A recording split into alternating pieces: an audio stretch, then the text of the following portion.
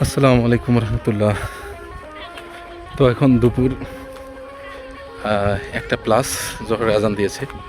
তো এই সময়টাতে খোলা মাঠ থাকে, চতুর্থ সাইডটাতে অনেক বেশি ভালো লাগে। এই সময়গুলোতে খোলা মাঠ থাকে, যার কারণে অনেক বেশি ভালো লাগে। তো দু সাইডটাতে ফাঁকা, এখনও এই জমি চাষাবাদ অর্থাৎ রোয়া রোপণ করবে, তারপরে এখান থেকে ধান হবে। তো সেগুলো করার জন্য এই জমিগুলো তৈরি করা হচ্ছে। তো নর্মালি এই গ্রামের সৌন্দর্যগুলো, গ্রামীণ যে পরিবেশগুলো আছে সেটা অনেক বেশি মুগ্ধ করবে আপনাকে এই সময়টাতে।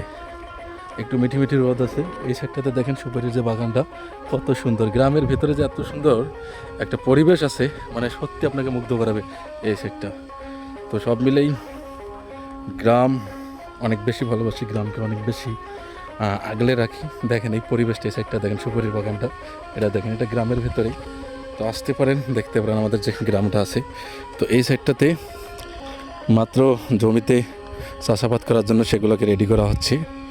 আবার কিছু কিছু জমি আছে যেগুলা এই সাইডটা অনেকটা চাষাবাদ হয়ে গেছে, শুধু পানি দেওয়ার অপেক্ষায়। ছাগল এখানে আছে, ঘাস খাচ্ছে। তো গ্রামের পর গ্রাম এভাবে হেঁটে যাচ্ছি। তো আসতে পারেন, দেখতে পারেন আমাদের এই সবুজ শ্যামলের গ্রামগুলো, বাড়ির পর বাড়ি। তো এই যে এদিকে প্রায় হয়ে গেছে পানি। তো নর্মালি একটা অবস্থা হয়ে গেছে, সাধারণ।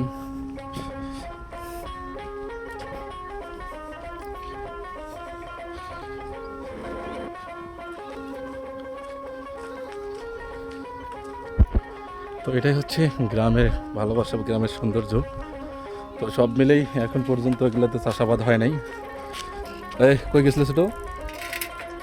তো এই যে এটা হচ্ছে, এটা ফাঁকা জায়গা, এটা হচ্ছে এটা মন্দির।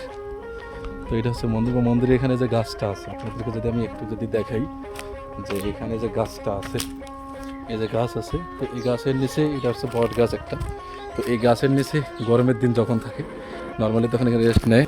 তো তখন এখানে রেস্ট নেওয়ার একটা জায়গা হয়ে ওঠে এই জায়গাতে, এই মন্দিরের এই প্লেসটাতে।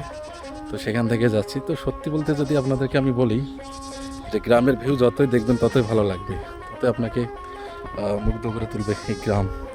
তো চক্ষু মিলিয়ে দেখলাম আজকের আমার এই গ্রাম, অনেক বেশি ভালো লাগলো। ভালো থাকবেন, সুস্থ থাকবেন, এবং অবশ্যই নিরাপদে থাকবেন, অন্যকে ভালো রাখবেন। দেখলাম চক্ষু মিলিয়া আজকের আমার এই কুড়িগ্রামের